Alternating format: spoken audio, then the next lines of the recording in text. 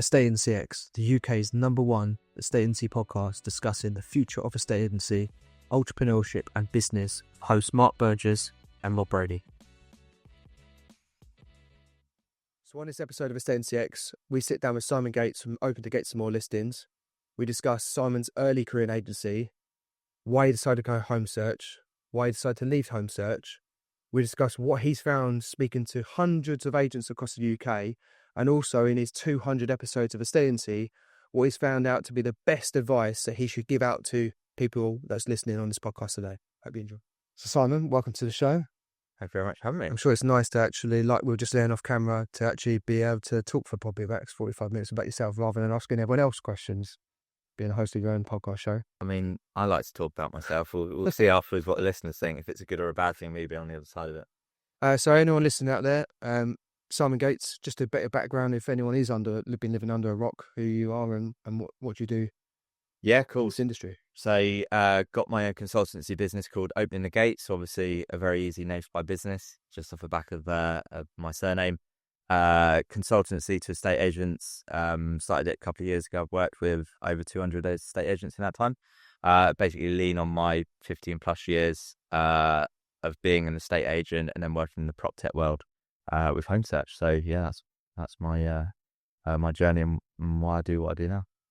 Awesome. So let's go back. I always like to go back. Let's go back into your experience of those 15 years in agency. So what did that look like for you? I always ask the question was like, what was your first day like in agency? You know, we had Rob only on, who's been in 20 years only in his business. He said like the first day someone gave him a bag of keys and said, get on with some viewings. And he said, I was out for about 3 days. So what did your first day look like? Who was that with? Was it an independent corporate? Yeah, I worked with independent from the age of 16 all the way up to 29, 30 or whenever I left agency.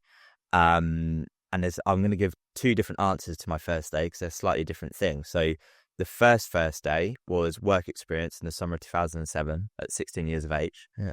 And I said to a lady, what's the best piece of advice you can give me? And she said, always be honest. At the time, I was like, that's shit advice, isn't it? But actually, it's probably pretty good advice because estate agents are known as being dishonest. So that was my first ever day. I did 2 years of working weekends whilst I did my A-levels. My parents said, go do your A-levels in case it doesn't work out as being an estate agent. I think they still thought I might go off to uni. That was of no interest to me. I was like, to be an estate agent, you don't need any qualifications, probably why it suited me. Yeah. You just needed to do what you say you're going to do, be able to hold a conversation, that sort of thing. But then on my actual proper first day in full-time employment, which would have been June 2009, so probably the day after my last A-level, I walk into the office and lady looks up and she goes, can I help you? It's like, it's my first day. She's like, oh, right, okay. Don't know anything about that. So the director of that branch was on honeymoon and had not told anyone I was starting. Welcome to the stage. Yeah. What's that saying? Here's your desk, here's the phone, all the best, you're on your own. Yeah. And that was that. So yeah, it was a different office to one I'd been working in weekends in, and yeah, didn't have a suit to be able to turn. That was the moment you knew you'd made the right choice in life. Yeah. Hello, who are you? Yeah. At the A-levels. Yeah. Yeah. What did you even learn in those 2 years? Just as like, because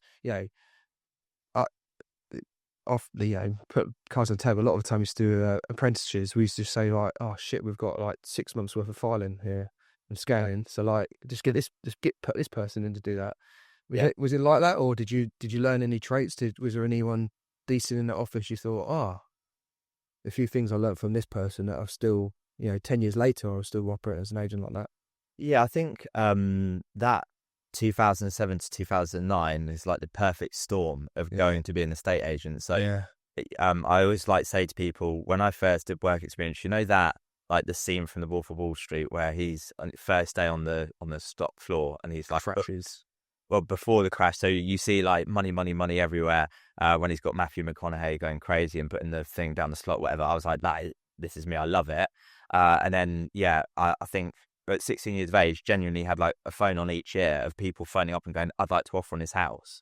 I was saying this to someone outside and I go, oh, we've already got an asking price offer on that house. And they go, I'll pay you 10 grand above asking. This is a 16-year-old who would have to 2 hours earlier say to a teacher, excuse me, can I go to the toilet? Yeah. And then 2 hours later, but not because I knew what I was doing. I'd just say, we've already got an asking price offer. And I think that like naivety of youth of just going, "Oh, I've already got an asking price offer on that. Okay, we'll pay more."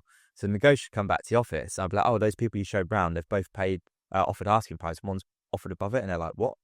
But then fast forward a year to whenever Northern Rock happened and the crash, one of my jobs on a Saturday morning was updating the window cards in the old shop windows.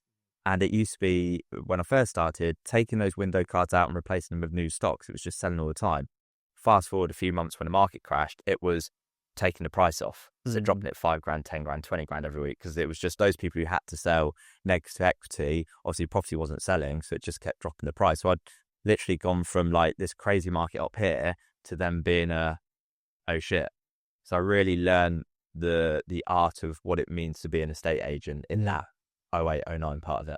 Yeah, massively. I mean, I came to that same career a bit further. I wasn't a apprentice, but I came to it thinking, yeah, I'm going to be an estate agent. And I remember getting my Astra from Connells, and I think it was about a month later we had that. It just went. I was like, what the fuck is this happening now? Like, and it's sort of similar to the 2020 post-COVID period of time that people, had that boom, and then all of a sudden, some of the only agency owners I speak to are going like, some of the staff ain't got a clue, like, and what's how to even be an estate agent, especially in that period of time. So, were you in the same? So, fast forward, obviously, those from 2009 onwards, before you end up obviously part agency, were you just with the same company for that period of time?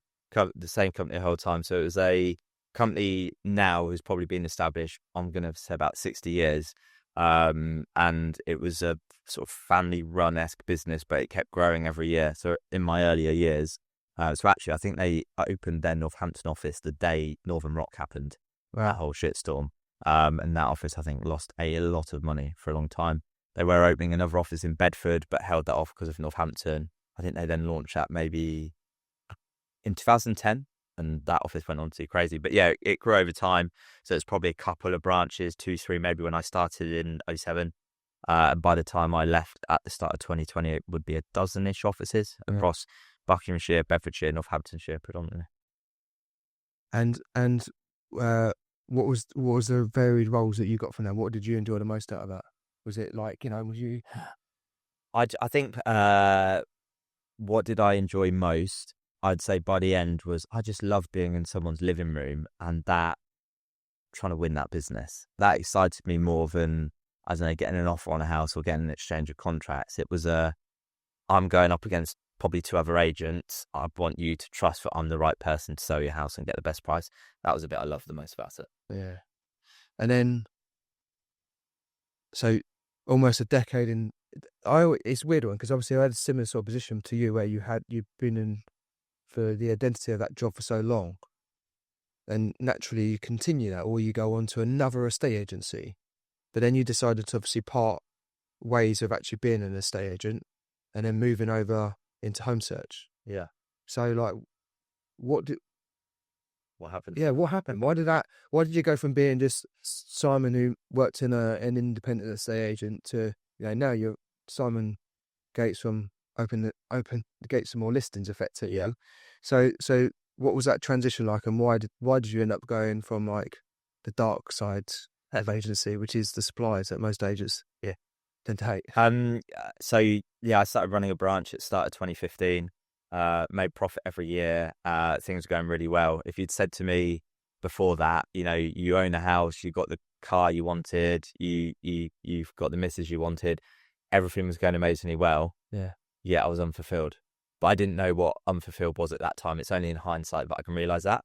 And in 2018, it would have been, I was trying to seek answers from other offices, so from managers, directors who've been doing it longer than I had. And I wasn't getting the answers. It would just be, I'll just keep doing what you're doing. I was like, but I want to get better. And then a secretary, the secretary in my office used to work with Matt Giggs in Countrified days. And I've been following Matt on LinkedIn. She went, "You'll like Matt, you should speak to him." Reached out to Matt in 2018, got mentored by him, and he just blew my mind. So I was very data orientated. Matt is the complete opposite, right? Emotionally. Yeah. So I think we complemented each other very well. And he just opened my eyes. And then all of a sudden you've got like, you guys will know, it's like this like echo chamber within the industry. And I then started hearing all these different names and people, started following all of those. And I then got introduced to Sam Hunter by Matt Giggs. He was like, Simon, you geek out on all that data stuff. Sam's launching, I don't know what this thing is, Home Search. I was like, okay, cool, signed up. And I was the biggest user of Home Search in 2019 when it was its infancy beta phase. And I got on really well with Sam. And to cut a very long story short, I was in London doing training, CRM training, actually. And he invited me over to lunch at Canary Wharf. And I went and sat with him, had lunch, went up to the offices in Canary Wharf. And I was like, this is fucking amazing. Like, this is awesome. I went home that day to my girlfriend at the time. I was like, my God, I want to work for that guy. I want to work there. This is unbelievable. Little old Simon Gates from Newport Pagnell in One Canada Square looking down on London. She's like, why don't you? I was like, I'm little old Simon Gates from Newport Pagnell. That's not possible. And then January 31st, 2020, my phone rings. It's Sam. I was having a really shit day. His name came off. I was like, I always have a good time with that. I was like, hello, mate. It's like, good day, mate. Do you want a job? And I went, yeah, right. And he went, are you being serious? I went, are you being serious? And later that night, I emailed the MD and said, I quit. What's next? Nice. Oh, wow. And then what happened? He didn't react too kindly to that. In hindsight, I emailed because I wanted it to be formal. I knew if I went to his office and said, I want to quit, he'd just say, here's a couple more grand a year, and put his arm around me and everything be all right. That had happened too many times before. I was like, no, this needs to be, and the final, nail in the coffin, again, I was showing this outside. I was sat in my office, Friday night, must be 8-9 o'clock. And my mate was in the gym opposite upstairs, and he took a photo of me, not in a weird way. Took a photo of me, WhatsApped me, and went, "What the fuck are you doing in the office at 8-9 o'clock on Friday night?" And that was normal for me. Yeah. Earlier that day, I'd said, "Sam, I will take the job." No idea what I'd be paid, what I'd be doing, anything like that. But that photo from my mate doesn't realise how much he did to me. Maybe if he'd never sent me that photo, I wouldn't have done it. And I just, what the fuck am I doing? So just sent an email and went, I'm giving my notice. Tell me what's next. It's a funny thing, estate agency, when you're in it to that degree, isn't it? Whereby like you're working that amount of work, weekends, evenings, and if someone said like, why not just do something else? You're still just like, no, this is my thing. You know what I mean? You're just like totally. There's nothing about it that you think is weird. When you're in the middle of doing it. And then sadly, you come in, you're coming on a day off, and you're like, and they go, why are you coming on a day off? Yeah. It's like, I'll just pop in, see, I'm in town, and everything. Yeah, and what's happening with that deal, and what's happening with that deal, and it's like weird. What are you doing? Just go and have a life. Yeah. Okay, so then switching over to the prop tech side of things, now you've got to actually deal with agents. Yeah. That you, I'm guessing, are hoping are all a bit like you were, but find out that they aren't. So how did that thing go? I thought it was going to be a piece of piss. Like the success I'd had with Home Search was phenomenal. I was like, where's this been my whole career? Just having access to the data. And this is when I joined Home Search, it was March 1st, 2020. So obviously a few weeks before COVID. So let's just like park COVID to one side. I was like, I'm just going to bring up loads of estate agents, showing this piece of tech, and they're like, oh my God, this is amazing. I exhausted my existing network very quickly, agents I've been in chains with and whatnot. But then I thought the agency I'd worked in the name would have a lot of weight, because when you're in that business, that you didn't look outside the four walls of that business, you would kind of, I don't know, hypnotizers thinking that was the only agency. So like I'd be ringing up, I'd be like, oh yeah, I worked for this 12 branch, like the best agent in Bucks, Beds, Northampton. Go, never heard of it. I was like, oh okay, that's interesting. So yeah, we went into lockdown, and that was a big aha moment for me, because at the start, when it was proper like startup, my God, it was not exciting just cold calling estate agents and them telling you to piss off, which I'd be doing if I was them, right? They're getting prop tech sold to them left, right, centre, and most pieces of prop tech is a solution to a problem that doesn't exist. Whereas I felt Sam had co-created Home Search, because when he came over from Oz, he was like, it's really weird that this system doesn't really exist at the moment. And then that's where, and we were chatting about this off air, Rob, where started reading and observing a lot of Daniel Priestley stuff, who obviously know you guys have got connections with. And I was like, this whole like key person of influence thing, I was like, rather than just cold calling and sending shit emails to estate agents, if I build my own brand, maybe I'm going to attract people to me.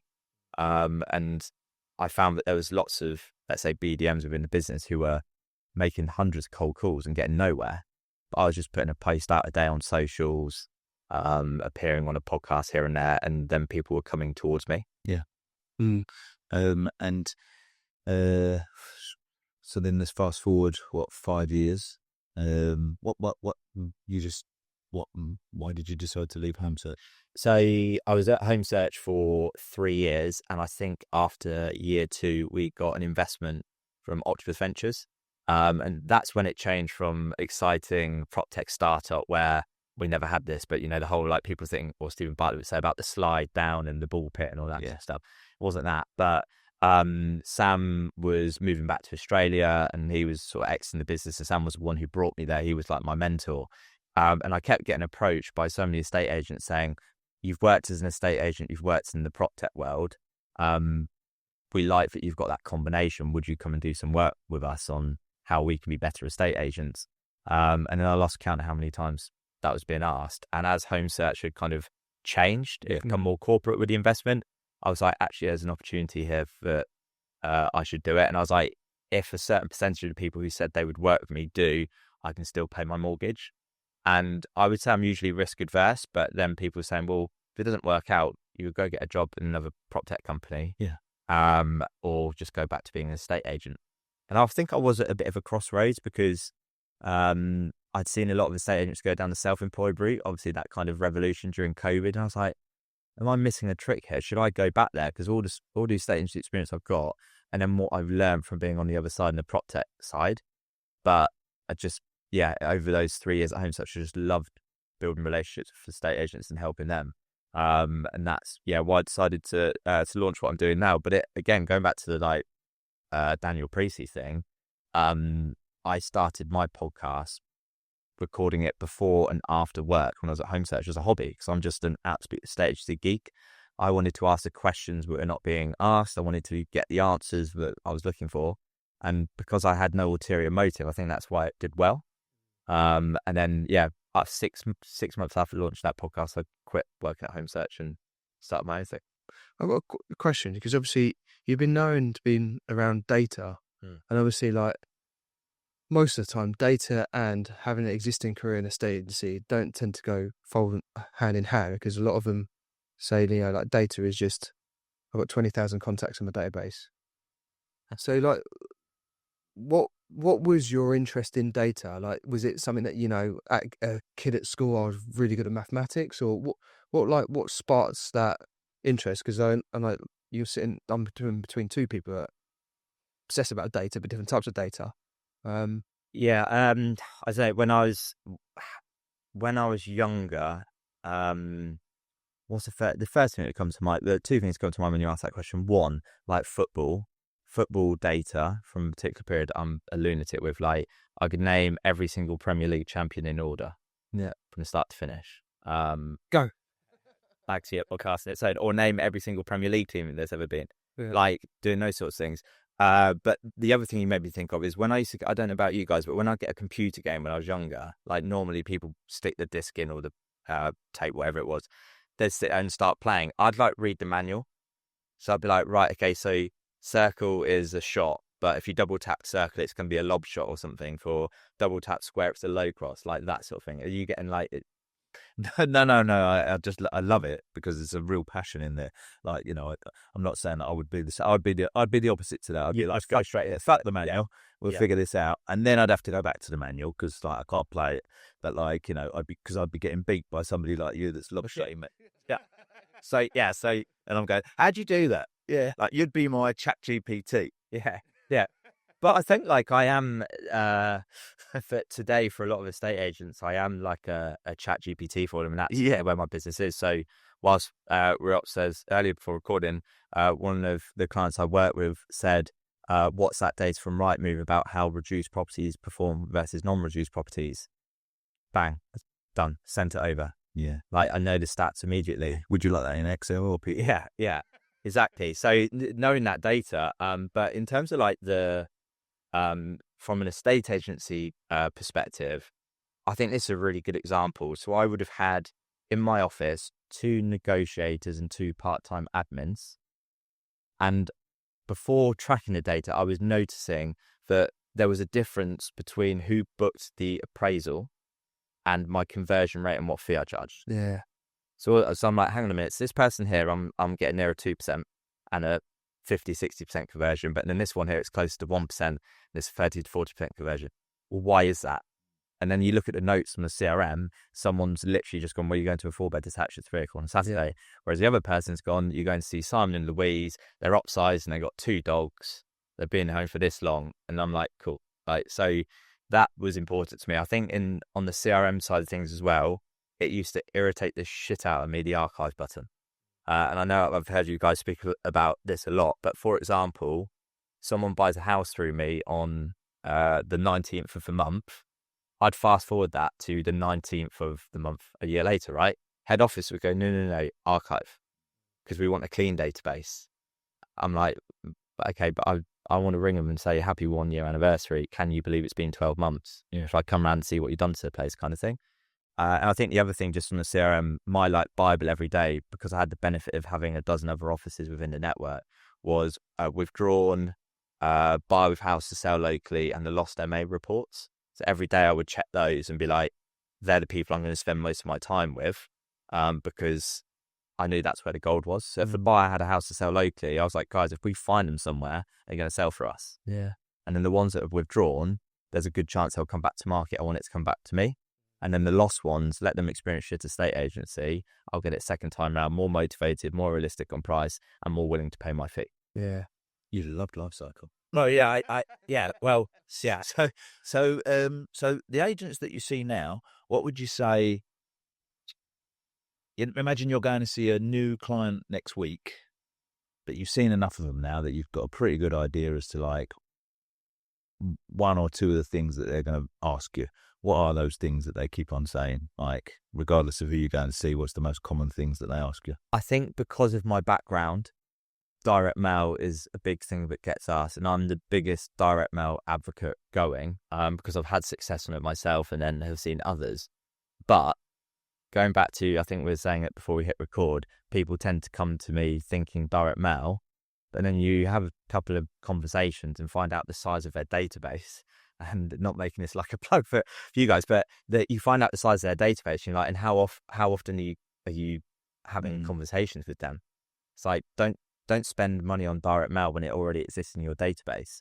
Particularly on, like, I'll show you, there's a really good, off the top of my head, it's some research from Zoopla showing this propensity to move between like 3 to 7 years of ownership. I'm sure you guys probably have some sort of data in life cycle, whereas like this business being established for 10 years, it's like, have you ever gone and phoned up people who bought through you? And actually, one of the other things I used to measure was anyone who bought a house, anyone who sold through me, did they buy through another estate agent locally? Yeah. Because I used to go into our CRM system and duplicate their record and change their address. And then I'd have no MA booked, but I'd have a next call date. Could you imagine they'd buy a house through Rob, but they'd sold through me, and I ring up and go, God, it's been a year since you bought that house. And like, Rob didn't remember to phone me, Simon did. Yeah. So yeah, I think they typically ask about direct mail, and then I'm normally like, well, let's look at your existing database. Yeah. I think a key thing as well is the percentage of properties that don't actually sell. So at the time of recording, only about 55% of properties do actually go on to sell. Do you think do you think that often you find, because it sounds familiar to some of the conversations that I've had with agents, whereby I sort of think to myself,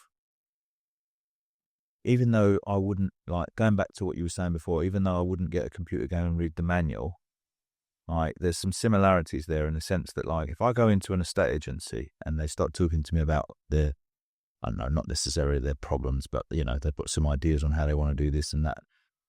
But very quickly you start to uncover that, like, you don't even know how much you make, like, profit on each sale, or you don't know what happened to all the completions last year. You don't know, like, which of your buyers have got houses to sell. You don't know, like, basic things that you consider basic. The most people you meet go, that's fucking genius. Yeah, it's interesting you say about that being basics. Again, I think sometimes I'll have conversations where, yeah, sometimes I miss off things. I don't say things, so I think it's just so basic. But actually they're not doing it. So interesting on your point there. So in my last year as an agent, 38% of what I sold was secondhand stock. That's because I had a strategy to target the secondhand stock. and about 18% of what I sold I'd gone to value, but said, I'll let you go experience shit estate agency, I'll get you next time round. And then to your point around the profit, I think it's really important for estate agents to know that per transaction. One, you should know it, but also to help protect your fee. When a seller's trying to say, well, you knock X% off, it's like, that's my profit. I'm not a charity. Yeah. And for me, based on the figures within my branch, every market appraisal booked was worth £1,000. Right. So I used to say to the guys in the office, when you're booking that market appraisal, if it's a 2-minute conversation, what does a 2-minute £1,000 phone call sound like? Does it sound like, yeah, right, we'll see you 3 o'clock Saturday?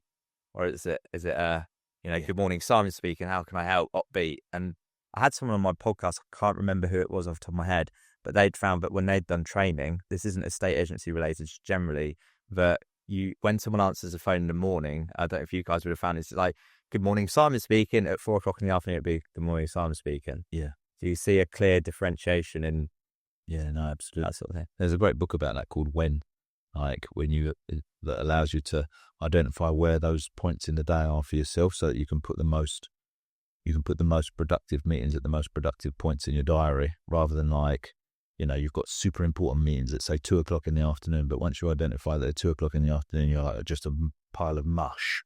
Yeah, and you did all the unimportant shit like checking your emails at 9 a.m. when you was like fully up for it. It's an interesting point. The reason I sort of mentioned it was just because, like, listening to you talk there, it's like I can feel that same thing whereby, like, often an agent is looking for the next silver bullet strategy, but there's so many. It doesn't matter if they're doing direct mail, if they're doing data, cleansing, if they're doing prospecting, digital prospecting, Google ads, Facebook ads. They're looking for the next thing, but actually, the most immediate steps forward they could make in their business would be to finish the thing that they actually started in the first place. Do you know what I mean? And just do the basics of what you're supposed to be doing to begin with. Your branches that you were running when you were an estate agent, before you had access to home search, before you had access to cutting edge technology, you were just doing the basics better than everybody else, which is why you were winning, right? Yeah, that's it. So I was asked on I was on Matt Giggs's podcast the other day, as were you. I think you were after. Yeah, the debate one. Yeah, debate one. And Matt had said to me and Simon Whale, what comes first, people or tech? Whew. And I said, well, I'll take that one. I said, I would say people, because you can have the best tech in the world, but if the people behind the desk are shit, they're not motivated. This is something actually a bit off topic, but the company I worked in, they thought the brand was so amazing. The owner once said in a meeting, you could shit in your hands and clap and they'd still instruct you. And I was like, well, I disagree with that point, because if you look at the conversion rates within all the different offices, why is his better than his and his better than his and whatnot? So yeah, I think like the people side of it is important, but on your thing, like the whole silver bullet, I've seen agents who will do one thing and it will get an amazing result, and you're like, it's a double, triple, quadruple down there, but it's as if they think it's a one-hit wonder or they got lucky, so they then go searching for the other thing. Yeah, but it's like, no, keep doing those things. And I think that's the thing with agents as well. I remember in the home search days, obviously we had the stamp duty holiday in 21 or whatever it was, trying to, I'm going to say, sell direct mail to estate agents in 21 when they're like, I'm not being funny, Simon, like, I've got 2 nights. It's chaos. I was like, what's that saying? Build the leaky roof when the sun is shining. Yeah. Kind of like, it's like, if you want to do it now, fix the roof, you want to do it now, because you'll be coming to me once your pipeline's depleted going, shit, we need to market, and you're 6 months behind. And I said earlier about the advice I got on my first day as an agent doing work experience. When I became a branch manager, I asked someone who was very, very wise within the business, who got years of experience, said, what's the best advice you can give me? And he said, always look 90 days ahead. And at the time, I was like, well, again, what shit advice? Yeah. But I started running this branch, really worked hard, then got loads of sales in, then had to chase them through. And funnily enough, 90 days later, going, oh shit, where's my pipeline of new instructions? Because I stopped marketing. So it's making sure you're not on that vicious roller coaster of up and down. You've got to continuously be marketing. And going back to the point earlier of most estate agencies are obsessed with the here and now, right? Who can they do business with? But it's actually, well, I think I was listening back to one of the podcasts I was on the train, and it's like if you've got 10,000 people, and I know I'm preaching converted, but if you've got 10,000 people in your area, it's like I just want the name and contact details for all of them. I don't care if they're selling today or in 10 years. If I have those 10,000, I'm winning. Yeah. And I think people often see it as like a trade-off. Like, you talk to them about, you should think about future business. And they kind of go like, yeah, but I need business today. It's like, I know, but they're not exclusive for one another. Yeah. You don't have to only you don't have to only look for future business or only look for business today. You have to look for business today and try and make your life easier in the long term, like by looking for future business. Or even just like on a simple one, like an instant valuation data point coming in.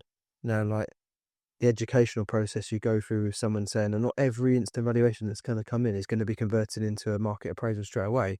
Short term, long term, like you're attracting the leads in. Yes, you'll find a percentage that will convert. You go out to, you get your quick win. But 5 years down the line of us doing this now, the amount of people, I only had one last week, an agent, it was back in like 2021. One of the first people in there were in their system, had just literally called them up and said, can you come and take my house on the market? And he's like, wow, this is really cool. Goes back in the system. It was like every newsletter, pieces of content 4 years down the line. But if you had said to someone, you're going to send a newsletter to this person for the next 4 years and then you get a business, people think, oh, fuck, they're doing that.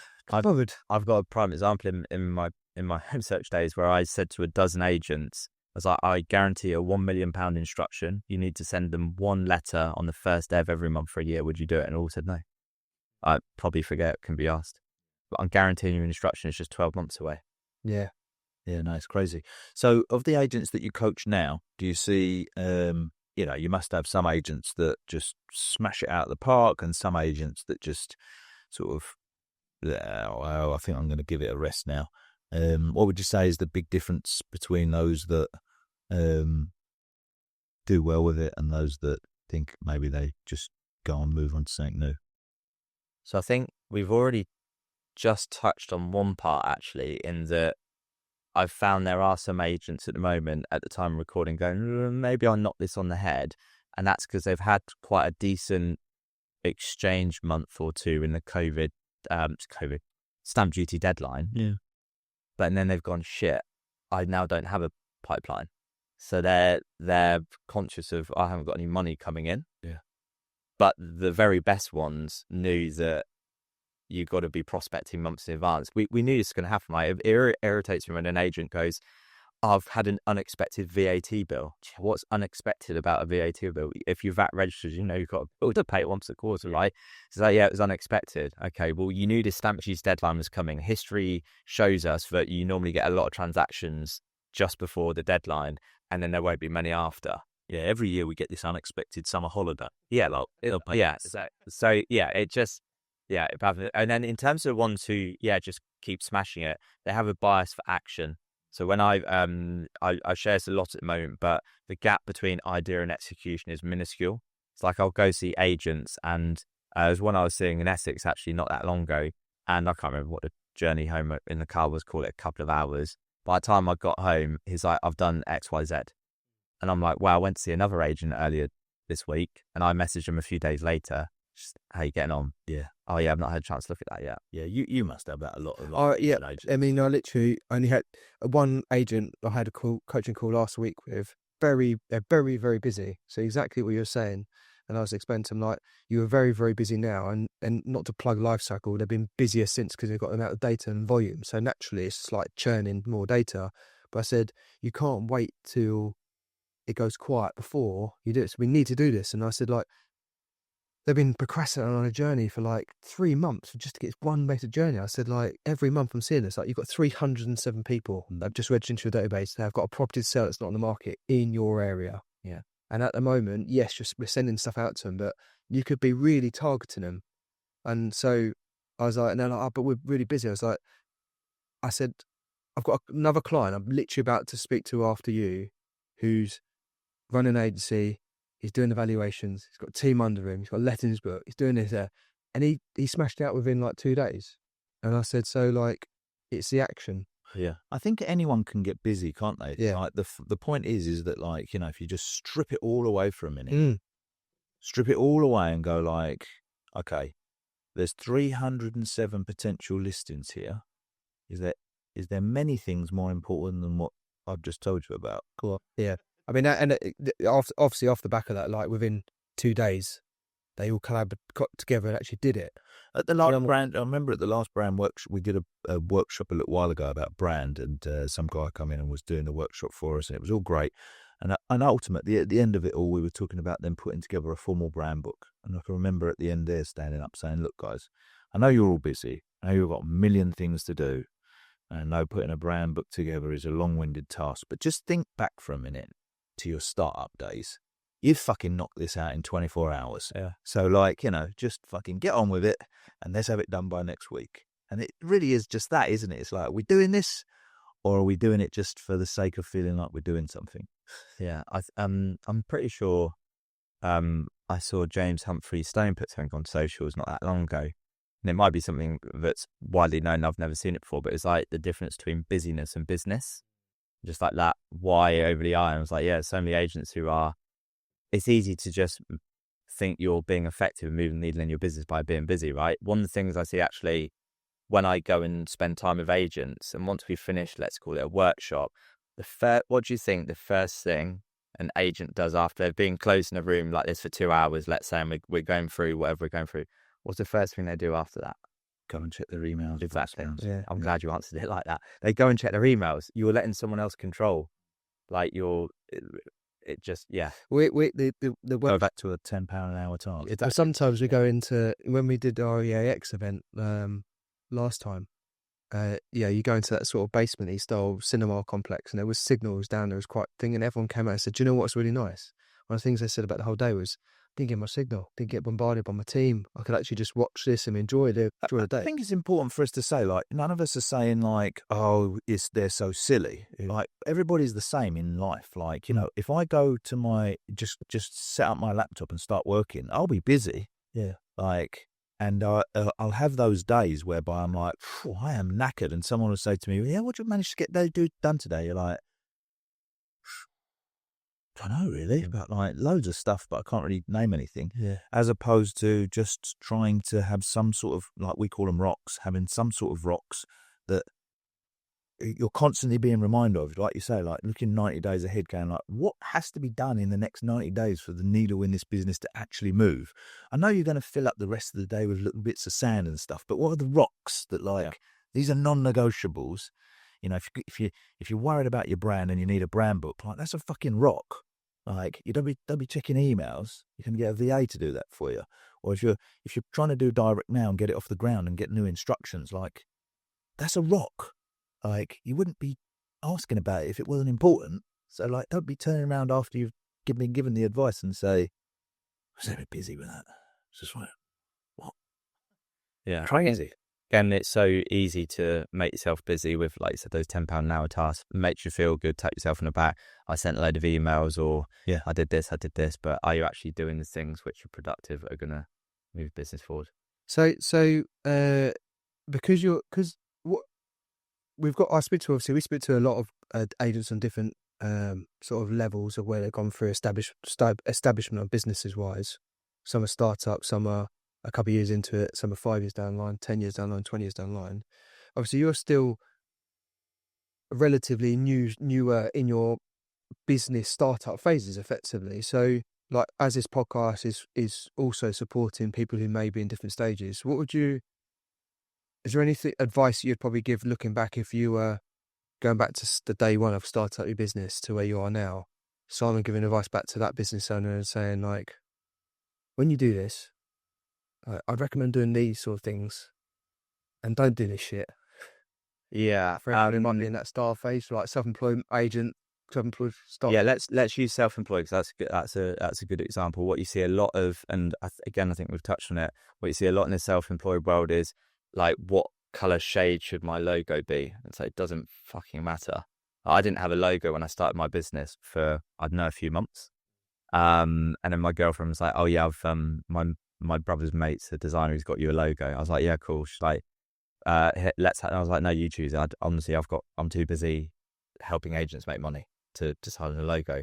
And I don't know whether this is a good or bad thing. I'm going to say good, because when I started my business on the 1st of March 23, I just put a post out on socials. I'd already created my audience by trying to be a key person of influence. It's funny, right? The first time I read that book by Daniel Priestley, it clearly sunk in and I didn't realize I'd read it. I started reading it again. I was like, I've done this. Yeah. I must have read it before. So I need to start like putting like a mark in a book to say I read it before. But 1st March, I put a post out saying, I'm starting my own business. Anyone's interested, here's a link to my Calendly. And my diary just went bang, bang, bang, bang, bang, bang, bang, bang.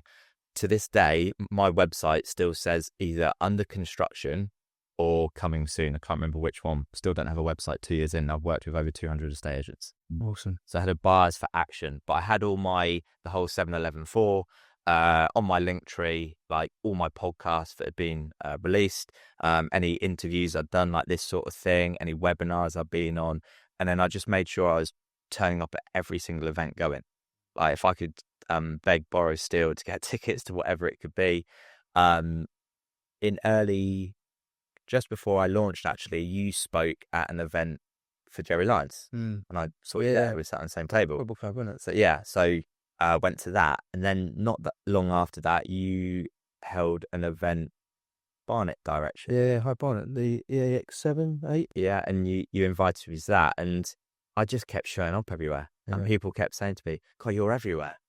I think actually one of the pieces of advice, I had a lot of people say to me, here's what I would do if I was you. And I wrote down everything they said. And I wrote down the opposite on the other side of the page. And I did the opposite of what they said. So it might sound mad, but it's like, to be different, you got to do it different. And that's quite interesting because you think about that in even estate agency terms, like for advice for someone out there, it's very easy for an estate agency to go with the grain of what everyone else is doing in the industry because you've been keeping up with the whole of the industry, and it's very scary sometimes to do that. Write down what everyone's doing, flip over and do what everyone else is not doing, in fear of like, but what happens if these other community people in the agency, but forgetting actually you're not serving the people that you're in a community Facebook group or estate agents. You're trying to serve your business and your clients and make that better and make your business better. So I love that. Yeah, I went on to that podcast you mentioned with Matt that I was on after you. Like the person I was debating with was talking about some stuff, and I can't remember what Matt's question was, but I was saying to him, like, one of the issues that I see with estate agency is that a lot of estate agents are waiting for a estate agency to solve their problem. Like, estate agents need to raise their fees. Estate agents need to leave Rightmove. Estate agents need to be better. Estate agents need to... There's no such fucking thing. It's just your business. You decide the fucking rules, and you make your business work however the fuck you want, and it doesn't matter about it. If everybody did it, you'd have to rethink it again. What's a perfect example of that? And today is the 5th anniversary of avocado. Yeah. I don't think you can get a better example than that in ripping up rule books. And I think when Ian, it was fucking bold, wasn't it? Pink hoodies, and to be quite an avocado as an estate agency brand. Yeah, you know what I mean, not just Simon Gates estate agents or Ian Macbeth, Mike Robson, whatever. Having, especially his background as well. Yeah, come out as a successful independent. Yeah. They could have just gone like, that's the battle. And I think, like, I can't remember the exact ins and outs, but he's left that very traditional environment. He's then spent, and I've seen this from a few different agents, he spent a few months to go speak to the best of the best in their expert field. Then he's gone for action. So there's a bit of a reading the manual, like I said, and then having a bias for action. When I interviewed him on my podcast, it was the early days of my podcast, Avocado maybe 2 years old at the time. And he said, like, before he launched, he'd written 100 blogs or something. Obviously today, AI can obviously help out. But I was like, so sorry, before you've even gone live, you've got 100 blogs or whatever. It was something like that. So like with my podcast, I think this summer I started it, I recorded 50 episodes. And like, you see so many podcasts come and go, right? Because they record 1 or 2, release them, nothing happens. I think an example of that as well, I'm digressing, but you can have the best podcast in the world, but if you don't promote it, it's irrelevant. Like, I use the example of, let's use Dwayne "The Rock" Johnson, like one of the most famous movie stars in the world, yet he'll still travel the world when he's got a new film going and go to the premieres and sit on the TV shows. That's the job. Because like, I think too many agents focus on the product rather than promoting the hell out of it. Yeah, they're focused on the what seems so logical. Yeah, surely if I'm offering, I don't know, a slightly cheaper fee than somebody else and everything that person was offering, it must be, but it just doesn't work like that. You know, you need the uniqueness in your business. You need to be putting it out there. You need the 7-Eleven 4 stuff you were talking about, you know, being present on the socials, on the market, whatever the marketing is, whether you're sending a physical letter, whether you're doing social media, whether you're doing email nurturing, like, fucking do something. Move the fucking dial on something, you know, whether you're phoning your old completions, whether you're like, you know, investing in technology, like whatever it is, the basics that are already in place in a state agency are just being done pretty badly by 95% of people. And we've got to raise the bar that much. You've only got to raise it a little bit and you'll probably start moving somewhere, right? From your podcast, so you mentioned obviously about your podcast. So how many episodes now are you on? At the time of this conversation, episode 190 went live this morning. Nice. So you're almost like almost close to that 200 mark. Yeah, I think I've recorded the next 8 or 9. It's almost there. So yeah, 200th has probably been recorded this week. So from the episodes you've had on there, you've had a variety of people in the industry, out of the industry on there. So like, what would you say is like? I know obviously you're trying to pick your favorite child here, but what would you say some of like the most inspirational or motivational, interesting podcasts that's always stuck with a little bit more? You thought, do you know what? I've actually, or like a common theme you found with the most successful guests you've had on there, and their ability obviously as being successful estate agency owners or have some sort of value to impart knowledge onto people. Is there anything you'd, in those 200 episodes, you'd probably want to share on here to maybe add to a listener thinking, actually, I better take that advice? Yeah, again, I think we've touched on a couple of bits of it, but a bias for action. There are people with average ideas who've become very successful because they've got a bias for action. There's people with amazing ideas who've never taken action. So, what would be a good example of this? Ben G from Hatton Home. I don't know if you're familiar with that brand. I think when he launched, he went to friends and family. He said this on the podcast, and he said, if you've got a house in my area, I'd really appreciate your support. Can you put a board outside that says, "Hello, Wokingham"? Got the phone ringing. An agent who listened to my podcast, who was in the corporate kind of world, went and launched his own estate agency. One of the first things he did was go to friends and family and say, would you put a board up saying, "Hello, let's say Newport Pagnell"? Gets the phone ringing. So yeah, I think having a bias for action is a huge one. Just consistency as well. I try to practice what I preach. So the podcast goes out Monday, Thursday, 6 a.m. So I'd like to think if it got to midday on a Monday or Thursday and my podcast didn't go live, someone would maybe ring me to check if I'm okay, because it's like not gone live. But in terms of, like you said, choosing your favorite child, I don't think I've got an issue in choosing my favorite episode. I mean, a huge one for me was episode 100, which was Professor Damien Hughes from the High Court podcast. And it's quite funny because I've had some really good guests on, and like, let's use Damien Hughes as an example, you know, co-hosting a high performance podcast, and people are like, how did you get him on? It's like, just ask.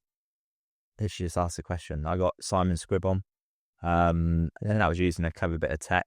So actually just on that very quickly, I went to see him speak in London at his book launch, and he mentioned that he'd got an affiliate partnership investment in something. Yeah. And I utilized that to find his private email address.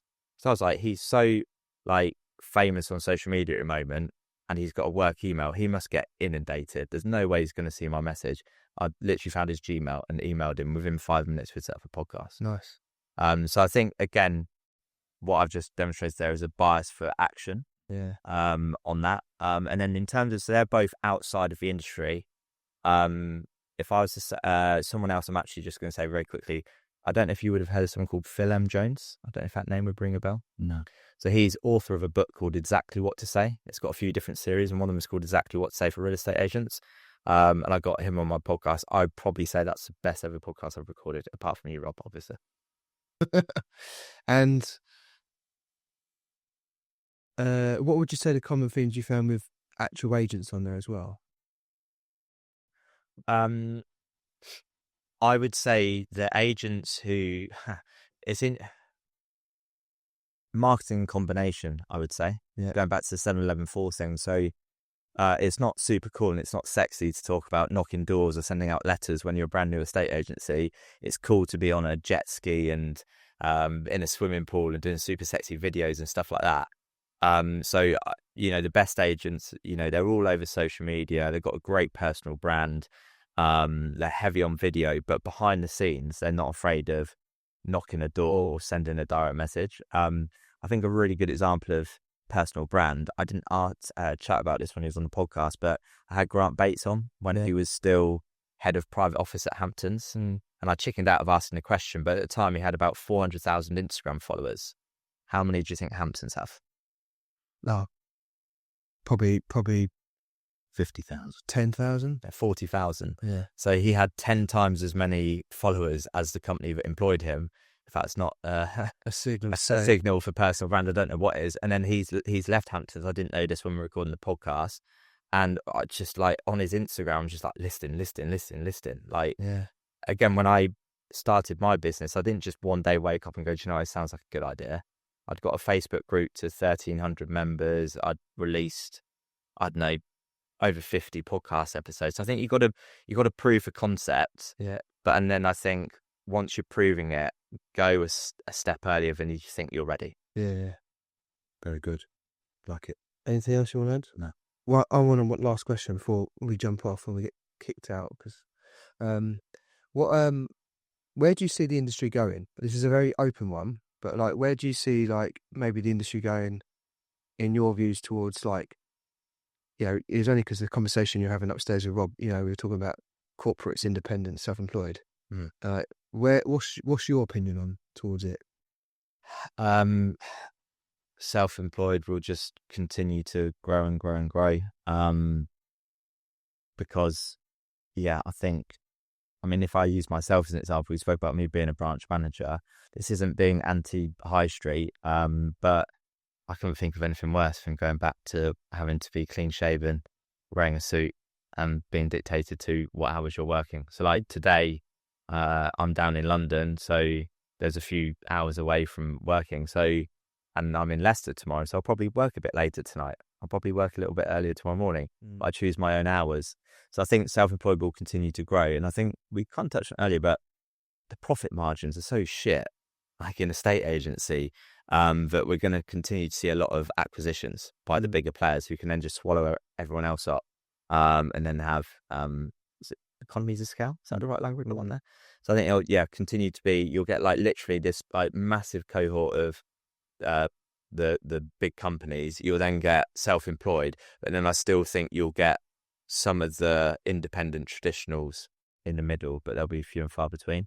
And then I would say, God, we're always so far behind. Well, you guys know, but estate agency is so far behind technology. We're so far behind America and Australia real estate wise. But I think we've not even scratched the surface yet when it comes to the video side of things. I think it will get to a point where pictures won't even be a thing. It will be all video based. And then obviously I'm talking to the right guys, but the AI side of things, surely we get to a point where I can just go, hey, find me a 4-bed detached with half an acre plot, south facing in Newport Pagnell, and then it pops up. I came across someone that did the other day, the video photos, used to do the technology where you'd get the photos, and it puts the video together and make the slideshow, and that was their video thing. And I was thinking, like, crazy, like people are even still doing that as their form of video marketing. Right, yeah, brilliant. Love this podcast. Probably could get you back on again to talk about all the data side to it even more. So I appreciate you coming on, Simon. Thank you very much. Yeah, very good. Thanks for listening to this Estate Agency X podcast. Can you make sure that you're actually subscribed to this podcast channel if you liked the content? It helps us massively to get better guests, and it just helps us generally. So you might think you're subscribed, but just have a double check whatever your podcast platform of preference is, that you're actually subscribed, and then that way we can continue to grow the channel and get better and better guests for you.